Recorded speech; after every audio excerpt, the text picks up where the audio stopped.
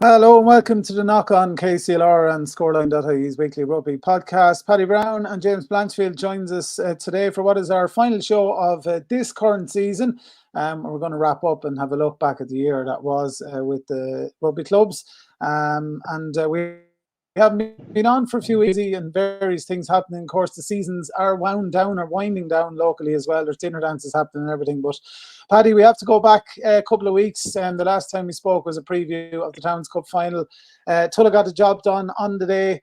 Congratulations, you're champions again, back to back. And it was a smashing day, so it was in Carlow Rugby Club for it. And you got the job done. We did, yeah. Thanks, Stephen, and thanks for having me on. It's a while since we were on now, and that was a momentous day in Carlow. It was in the terrible spring we've had. That turned out to be a real pet day. It was a glorious day, and a huge crowd turned out, and Carlow Rugby Club looked splendid. It was an absolutely perfect setting for the game, and of course, it was almost a home game for us to some degree, 10 miles over the road. And, such strong connections there between the two clubs. So Ashbourne had a bit more driving to do. And the only problem we had, I suppose, was our women were playing their hugely important promotion match on the same day. It was on that morning up in Balbriggan. And they all got straight into their cars after getting promotion, which we'll talk about later, to the IL, but to make it down to the match. But we kind of knew then the drive that Ashbourne had, and there were bad traffic jams that day. But anyway, it was a great day in Carlow Rugby Club, particularly for Tullow. As you said there, Stephen, we were going for two in a row, and we retained the cup. And while the scoreline was pretty one-sided in the end, 38-20, it certainly doesn't reflect the game. Because it was much, much tighter than that. We got 2 tries and 1 conversion in the last 7 or 8 minutes, which definitely brought it from a one-score match, which it was really up to late in the game, to a decisive margin in the end. But that's not a true reflection of the game. We started very well and got 2 converted tries in the first 10 minutes. One from Gareth Fitzgerald and one from Man Mountain, Martin Cole. And both were converted. And it looked at that stage that, it was going to be a one-sided final. But credit to Ashbourne, they came back. Their out half, Kennedy, was brilliant. He's usually scrum half, but he had to switch the out half to because of a late injury. He led the way. Their maul also was quite outstanding. And but for Sean O'Brien ripping one ball from a maul, with about 15 minutes to go, if they had scored from that maul, it would have put only about 3 points between the sides. So that was a crucial steal and one of Sean's many significant moments in the match. But as I said, credit Ashbourne, they didn't lie down after we going 14 points up early in the first half. So yeah, that's the way the game went. We had further tries then from Oren Farrell and Jack Hanlon. Really, that was the try of the match. Really, it was handled by at least 10 of our backs and forwards, and Jack Hanlon touched down in the end. And that was one of the 2 tries near the end that won the game. The last try, he never did it before, but Sean O'Brien passed the ball out to Martin Cole, and Martin actually swan dived over to score the final try. So he's been getting slagging for that ever since, because he's 24 stone, I think, and a swan dive. They were wondering, did he damage the ball or damage the pitch with that dive? But yes, we were delighted to retain the cup, and we did a fair bit of celebrating, as you might imagine. Yeah, we'll talk about later on. I'll mention a few things about the dinner dance and the various award winners, but it was a very big day for Tullow Rugby Club in Carlow. Yeah, and the ladies, of course, got to celebrate with the men as well after coming back from their game, securing their promotion to the AIL. So it was huge. Oh, it was a super night. We stayed in Carlow, I suppose, for a couple of hours, and they ran the thing very, very well. The bar was brilliant, considering the huge crowds that was there. And then we headed back to Tullow around 7 o'clock, and had to stop in my local in Killary Cross for a little sojourn on the way back and ended up in the club. And as you said, it was a huge celebration, the massive crowd out in the club because of the dual victory that day. It was very unusual to have the two big wins on the one day, so it meant for a huge day. Or huge night in the club that night, and as you might imagine, the next day and the next day as well. So yeah, it was pretty momentous. Absolutely. Is one the seconds played final as well though in the last couple of weeks, Paddy, didn't you? We did, yeah. We lost to a tie in the cup, and I really thought a tie would. That day looked like they'd go all the way, but fair play to Carlow, they beat him afterwards. So that put us into the plate, and we were down in your club, James, Kilkenny, last Sunday week for a great win over Burr Firsts, it was. We didn't think the seconds would rebound after losing to a tie, but they did, and it was a fantastic match down in Kilkenny. I forget the final score, but it was very close in the end. It was good because we have a good young seconds team, but when they went out of the cup, we thought they wouldn't stay together. But so I don't ever remember our seconds playing in the plate before, but it was a great win. Burr were really, really up for it. As it was their first team, but it was a great win. And that day we had Fionn Hickey outstanding that day, and he ended up getting the seconds player of the year. And Shane Duffy, who's getting all sorts of awards at the moment, was the young player of the year for the seconds, and he was outstanding that day. A brother of the late Conor Duffy. So yeah, that was the seconds. Our thirds also had a good run in the Anderson Cup, eventually losing to the Tullow in the semi-final, but they beat Swords in an amazing game against Kilkenny down in Kilkenny in the quarter-final. It was a fascinating game. A very young, mobile Tullow team against a big, strong, experienced Kilkenny team, which we thought would run the second half, but it was the exact opposite what happened.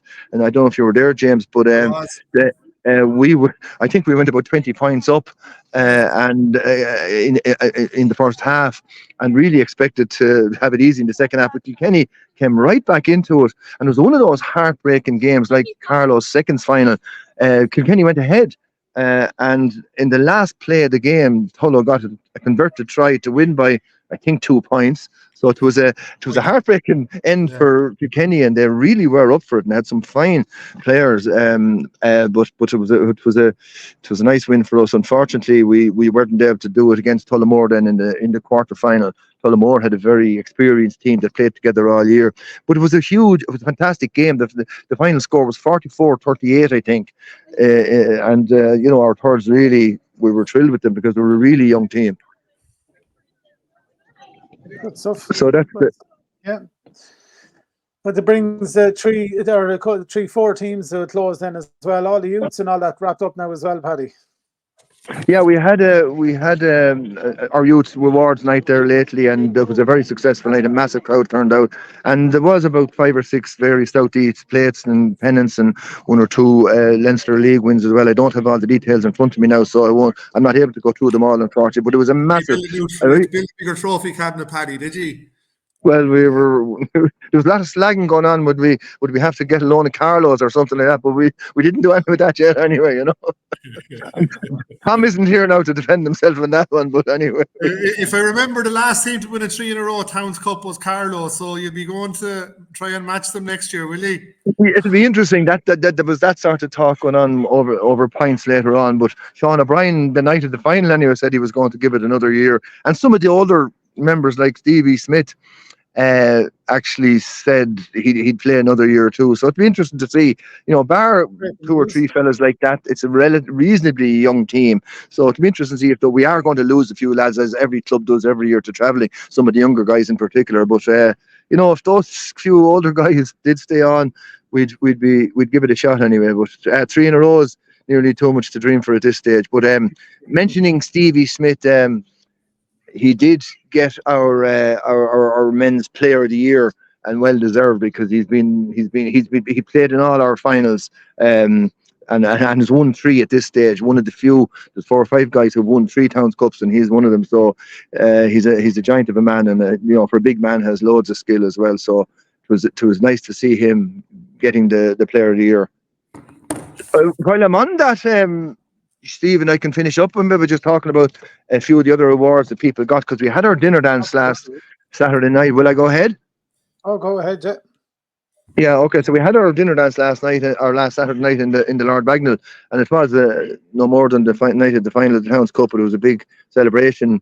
The women took centre stage because of the AIL status, and it was lovely to see that those being fully recognised, even more so than the men.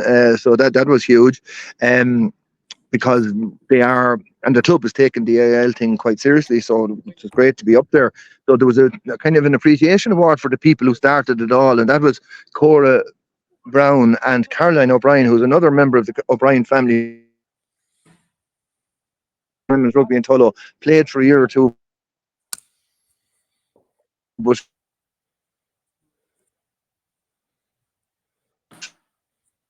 one of the O'Brien clan that's at the centre at the moment. So they were recognised. Grace Kelly got Player of the Year, and Shelley Faulkner got the Young Player of the Year. And then all the former captains since the start of women's rugby in Tullow were all called up and fated. So that was lovely. And we're also obviously remembering celebrating Dan O'Brien and Amy Corrigan, current members of the Tullow or of the Irish team, and both nominees for the Young Player of the Year, which was fantastic to see, and both products of the Tullow youth system and women's system. And we have our Give It a Try thing going on at the moment, and it's a reflection of the sort of the interest in women's rugby in Tullow. There's 50 and 60 people coming out, new girls coming out for the Give It a Try thing, which is going on at the moment. The other awards that were given, Pookie Canavan got the Club Person of the Year, and he's been heavily involved in coaching the women's team as well as playing with the men. The Red Lad, the famous Red Lad, got an honorary life membership, and I think the Red Lad is known far and wide, so he was a very popular winner of that. Fionn Hickey got the second Player of the Year. Billy Lawler got the third Player of the Year, and that's it. Morris got up then to speak, and to our surprise, he said that his ambition now is to follow the ladies into the AIL.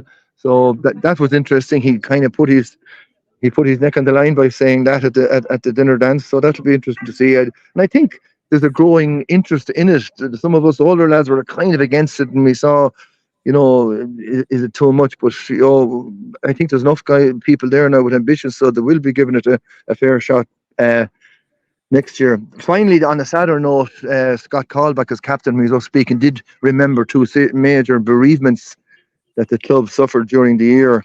John Brown, my brother, died last July, and who was an integral part of the club from the very start of the refoundation in the early 70s.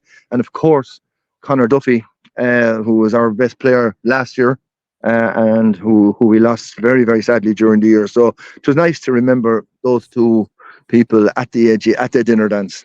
And when I say AGM, we are having our AGM on the 28th of May. So hopefully that'll run off smoothly. So yeah, that's it, Stephen. There's lots to report. And was it the best year ever for our little club? Probably was, yeah. Last year, people said we won the first and the second cup, and the women won the Paul Flood. Was that the best year ever? John Brown used to say the first Towns Cup was the best year ever, but I think this year was because of the AIL. So that's it. Lots to report there, and very happy to report it. Absolutely, Paddy. Congratulations to the club. A fantastic year it was for you, and going for the big 3 next year. No pressure, and still in AIL, or not AIL, Leinster League Division 1A, and the women going up into AIL, of course, and that. So there's all pastures new next year in a way as well, and congratulations. Yeah, we'll have to get. Thanks, Steve. But we'll have to get used to travelling to places like Cork and Galway and Belfast, which we're not used to. But it'll be a new challenge, and it'll be an interesting chapter. There's no doubt. A good headache to have, Paddy, as we do say. No, absolutely. All right, Paddy, enjoy your rugby over the summer. And there's Leinster, of course, Munster, and plenty of provincial stuff going on anyway. And there'll be the summer tour, of course, as well. We'll be keeping an eye on all that. But the knock-on will take a summer break after this one as well. And we'll catch up with you then in August, September. And I might see you for a pint over in Tottenham next Saturday. Absolutely. Absolutely. Fingers crossed. Big one against Toulouse. We'll talk to you then, Paddy. Thanks a million. Thanks very much, Stephen, and thanks to you, James. Take care. All the best. Good luck. That's Paddy Brown, of course, representing Tullow Rugby Club. Paddy started on the podcast with us this year, keeping us informed of everything on the fantastic season it was for them as well. James, we're talking Kilkenny now. Have a catch up with yourself. Yeah. How would you assess the season, I suppose, as a whole? As a whole, look at, I mean, we for probably a first season, a long time where there was a little bit of silverware coming in, but I mean, if you're gauging success on silverware, it's short term. So, in context, it's probably been a successful season largely. A lot of great work has been done off the pitch. We are in transition at the moment in adult rugby. There's no doubt there, but I think it's been a successful season as a whole. There's a lot of good things have been identified that needs improvement on, Stephen. And the good thing is those kind of areas for improvement have been noticed and acknowledged, and plans been put in place to kind of improve or make better what we're doing. So a lot of work has gone into improving the ground of Folkestown over the last 3-4 years. Now the focus has to be on rugby, so and that's the big thing, and that's been echoed throughout the club. So that's taken nothing away from the hard work that people have been putting in, but now we just need to focus on rugby, so look, it's been a good year. I mean, as Paddy said there a few minutes ago, we started our J3s.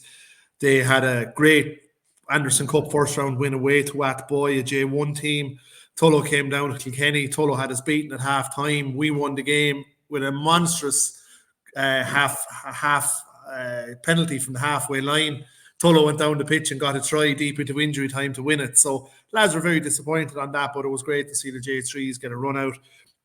Seconds had a good league campaign, had a good cup run, ultimately lost to Athboy in the quarter-finals by a point, away to Athboy, a game that they should have won and could have won had things gone differently. They definitely, penalties, little bit of decision-making, going to the corner when you should be going to the sticks and vice versa, so the left point's off the board there. But, as a whole, seconds had a really good year. And the firsts, it was a mixed year for the first. We were under no illusions at the beginning of the year what was needed to happen. And in fairness, I think the turning point of our season was the home loss to Carlow, where we had Carlow beaten. Well, Carlow had us beaten, and we got a try to go ahead, and then we gave away a mad penalty to lose the game, and that's what happened. So that was probably a turning point in the season. Had we beaten Carlow in that game, I think it would have kept the tails up for a while. But the women's had a tough year, but I think they'll learn from it. There have a lot of really good players coming through from youth rugby over the last 2 years. I think Gary Brickell, who, I just need to mention Gary, his work rate for the club is off the scale what Gary's doing for girls rugby in Kilkenny at the moment, but not just girls, for everything. He's pitch coordinator in Kilkenny. He's on 5 or 6 Leinster committees. The work that my man is doing is unbelievable. But I think there's 8 or 9 players coming from under 18s up to adults this year, which is great. So strong mix there of experience and youth in with the women's teams. They'll only get better. They'll go from strength to strength, but it will take time there, We had our dinner dance there a few weeks ago. I think it was the 25th, the last weekend of April, inside, the second last weekend inside in the Ormond. Was a great night. Glenn Hector put in absolute brilliant work to pull it off. There was an award ceremony given out, but say it's the same as with I had a fly on my screen there. The same as with Tullow. We just remembered some people who passed away during the year. And Joe Knaggs, who's the deceased wife of Stuart Knaggs, would have been and still is a club legend. Owen Moran, who would have done some past player, past volunteer in the club, never had any job too big or small for Owen. And James Cody, a Plas Club captain, was a very, very close friend of mine, and probably a little bit poignant there at that part of the dinner dance. But we got on to our award ceremony, and Cian Butler took the Philip O'Mahony J2 Player of the Year. Anita St. Ledger won the Women's Most Improved Player of the Year. Alice Brennan got the Women's Player of the Year. The J2 most improved player went to Colin Keeley, also known as Badger, right bit of gear, and will be pushing for first team next year. The women's player of the year was Alice Murphy. The John Byrne most improved player was Tyg Butler. The John Byrne is an award that's given to the most improved player every year in recognition of memory of John Bruiser Byrne, who was again a past player. The George Williams player of the year went to Jake Colbeck, and the Enda Cantwell Club person of the year eventually, after many years, Noel Devlin was recognised for his hard work for the club and was awarded that. We also recognise Gary Dunn, Wes Carter, Jake Colbeck and Ben Devlin, who were selected in the Leinster Junior squad. Unfortunately, Ben didn't get any game time, and Steve Ashmore, who was a coach in the squad also. On that front, we hosted Leinster versus Munster in the first round of a bloody blue bottle going around, and he's going across my camera in a minute. But we hosted that game, and it was brilliant in the club. The club looked absolutely fantastic, and two people who need serious mention for that is the first one is Mary Louise Brodie, our club secretary. She never stopped working for about 5-6 weeks up to that game, getting match programs, administration, meals, everything arranged. The other one is Wayne Byrne. Wayne is our groundsman inside the club, but the pitches have taken an unbelievable hit this year with all of the rain and the wind and use and wear and tear and overuse and what have you. But excuse me, Wayne closed the pitches about 4 weeks before the game, the first pitch, and he just worked solid on it for 4 weeks to get fertilizer and potash and whatnot on it. The pitch was immaculate today. The game, there wasn't everything. It just looked fantastic. So well done to the both of them. Also need to mention just a local chap who's been selected on the Irish schools playing out of Clongowes. It's Max Doyle from the Freshford Road. Max is a twin brother as well. Two young fellas we'd love to try and get back to the club in years to come. But just to mention Max and congratulate him on his achievement there as well. Our under-10s had a brilliant day up in the Aviva, the day of the Towns Cup final. They went up there and had an absolute ball. It was a bit of a headache for the coaches because I think they could only bring something like 15 players. And I think at under 10, we have close to 50 kids playing. Wow. So there was a little bit of a lottery had to be done, which is unfair in many respects. But obviously, it's the Aviva, there's only the one pitch, so we had to try and figure it out somehow. But well done to everyone who was involved in that. Dave Matthews, Anita St. Ledger, and others who were there. Killian McElwee has been selected on the Leinster Youths for the summer programme. Killian is still under 16s, but he has been selected on the Leinster under 18s for the summer programme. I think it's testament down to the hard work that he put in himself, but also testament to the coaching that he has been given over the last few years by Mick McGrath, Barry Daly, Tim Kiley, and the three guys have just done monumental work at that under 16s over the last couple of years. And kind of they're there helping Tom Marry and Eamon Dooley, who I suppose have taken that team from minis through to youths.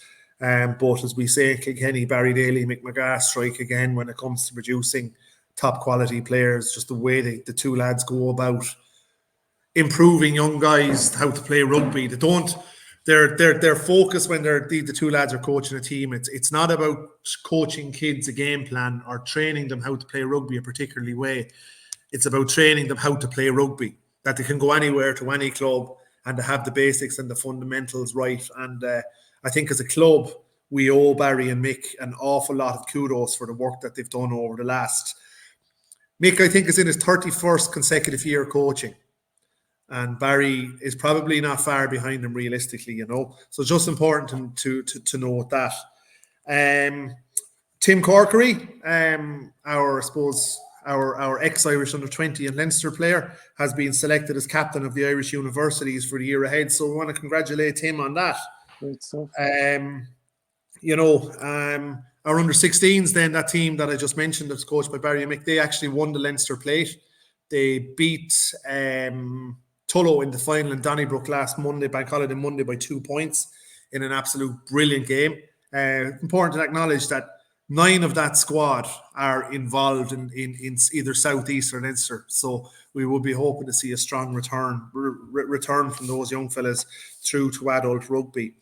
I suppose the big news that we have is that Doc O'Connor has stepped down as our head coach. Dave, he wants a little bit of his life back. He's given the club everything he could give for the last 5 years. So he has stepped down as coach, and I think I won't wax lyrical about him here because he won't want me to, but the work that he's done has been incredible. He brought us our first Southeast League since 2007, our first second Southeast League since 2012, and our first Towns Cup since 2002. He has grown the player group in the club to levels where we have a second squad of about close to 40 players and a first squad as well, that we could have a J3 squad out in the cup with 25, 26 players togged out. That just doesn't happen by accident. That happens to 5 years of absolute hard work by Dave and what he's done. And he has just gone through player lists from youth teams years ago, rang every kid, everyone to get them back out playing. So I hope Dave enjoys his downtime, but he's not getting away from rugby. He's going to stay on playing with us for the next couple of seasons, which is a huge plus. And on that front, Corey Carthy, ex-Carlow coach, is moving in to take Dave's place as head coach. Want to wish Corey the best. He's coming in with a lot of experience being involved with Leinster Juniors a couple of seasons ago, assistant coach in Enniscorthy and head coach in Carlow for 4 seasons. I'm sure he's learned a lot of lessons from his time in Carlow and his time at Enniscorthy. Kilkenny will be a different project for him. As I said at the top of this, we are a club and a team in a little bit of transition. And I think Corey's experience in youths coaching and I suppose pathways will be very important to assisting us in that transition. So that's one of the reasons I believe he was selected for a role. We want to wish him the best, and I think the whole club will get behind him. And I think the fact that a large portion of the playing group are staying on. Yeah, we've lost five of our backs to Australia, but every club is in the same position at the moment. But I think with 4 Leinster juniors out of our pack, we'll be very strong up front. And then there's a few other young fellas that are being worked on as well to come back to the club. So I suppose, Stephen, you asked me, has it been a successful season? Yeah, silverware has been scarce, but a lot of positive things are happening. So I suppose to bookend it, it has been a successful season when you look at all of the achievements by individuals and by teams and by the club as a whole that has been made. I remember asking Jim Bulger, the horse trainer, once, what does he rate? Well, what does he consider success to be? And I suppose his answer caught me. He said, success isn't winning trophies or winning races. Success is being here next year. Yeah, absolutely. It's a fair comment. Exactly. And not being stagnant either, James. Plenty of work. You have to stay moving, A couple of things that are happening as well. So give it a try for girls. It's starting on the 24th of June till the 29th of July. So anyone out there who's interested in coming in to give rugby a go, please call out any, I'm not sure, I think it's Tuesday evenings.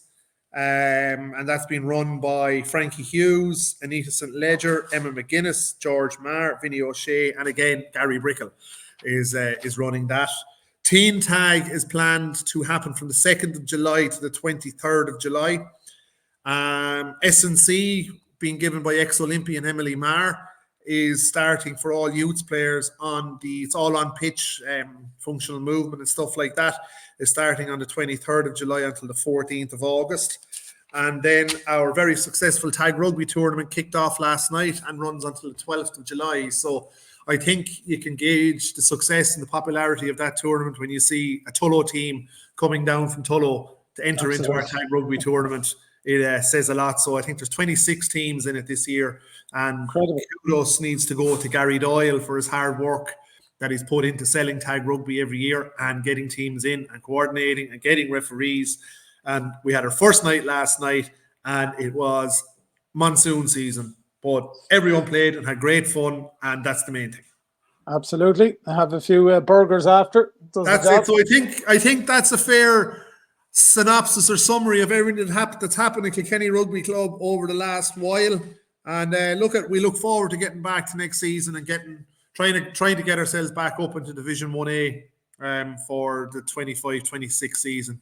A lot of work to do next year. and want to see our women as well try and progress as well, to be competing in that division, and also to see our youth teams as well pushing on again next year. And huge amount of work being done at youths level. We're going to invest a lot of our time and efforts into youth rugby over the next 2 to 3 years, so we can try and get more players through to adult rugby with the club. Absolutely. And great, James. That's great stuff. And just want to say well done to Carlow for their hosting of the Towns Cup. Yeah, it was. I've been to lots of Towns Cups. The weather went their way, absolutely, but they did a really good job. So fair play to them. It was a great buzz up there today, so it was just a great old atmosphere. Yeah, and a great game to go with it as well. And of course, Carlow, Tom's not here as well, but we have to congratulate Carlow. They had a great season. They were promoted as well, won the league, and by all what would you call it? By all standards, have stepped up a lot this year as well, as they've been trying to do the last couple of yeers, and they put the icing on the cake with the league as well. So a good season for this locality anyway. Jesus, we've had Kilkenny and Tullow and in Towns Cup finals the last few years. Winning leagues as well. Between Tullow, Carlow, and yourselves, the Towns Cup champions and everything as well. We're not doing There's no doubt in my mind that the Southeast is the strongest region. It's a strong look at the Towns Cup, Stephen. I remember having a chat with Debbie Carthy last year, and I think the Towns Cup has left the Southeast once in the last 12 or 14 years. It's been dominated by Kilkenny, Tullow, Enniscorthy, and Wicklow. I think it went to Ashbourne, didn't it? It did a few years ago. Ashbourne beat us. And out there forward, it's been dominated by Enniscorthy. I think they won 3 and 4. Was it 3 and 4 years, 3 and 5 years? Tullow have picked up their third since 2017, is it? Yeah, 17. So there's no doubt in my mind that the Southeast region is the strongest region. And I think from a league perspective, there's been a team Monkstown has been promoted back to AIL rugby. I think that can only be a good thing for junior rugby as well. I genuinely believe that. I referred to them earlier on this year on this podcast, and I stand by my opinion. And it's funny the amount of people, particularly today in the Leinster Junior game at Kilkenny, that have come up with me and actually gave me a tap on the shoulder and said fair play to you for bringing it up. So again, it's my own opinion. It's not the opinion of Kilkenny RFC, but I think it's only good for junior rugby that Monkstown are gone back up. And I think the impact that Monkstown going up has had across the leagues is significant. You have more junior teams now moving up through the ranks. And you have Wexford Wanderers coming up into 1B now, which is something I never remember Wexford being, and it's only going to improve the quality and the competitiveness of junior rugby. Absolutely. I have to agree there. James levels things up a bit better. So it does, and it makes the whole landscape an awful lot easier to with everything as well. There goes that blue bottle again. It's still here. I have 3 blue bottles in the house and I can't get rid of them. So I'm going to go in now to Brett's Hardware in Kilkenny and buy one of those. No, those yolks you pull out and they stick to them. Oh, yeah. I'm going to buy absolutely. One. That's 3 times, folks, he's walked across James's camera. Yeah. And I'm trying to get him with everything and I can't get my hands on him, That's it. James, it's been a pleasure. Another season wrapped up for the Knock On. Hopefully we'll go again next season with the trees again. Stephen. And obviously, keep the local clubs in the limelight anyway, and let people know what's going on there, behind closed doors and besides, and keep everyone up to date as well. And these are great credits to your clubs as well for giving the time as well to have a chat about what's going on as well. And should we stir up a bit of controversy as well? And, that's it. Just about to say we can't keep everyone happy. No, that's never going to happen.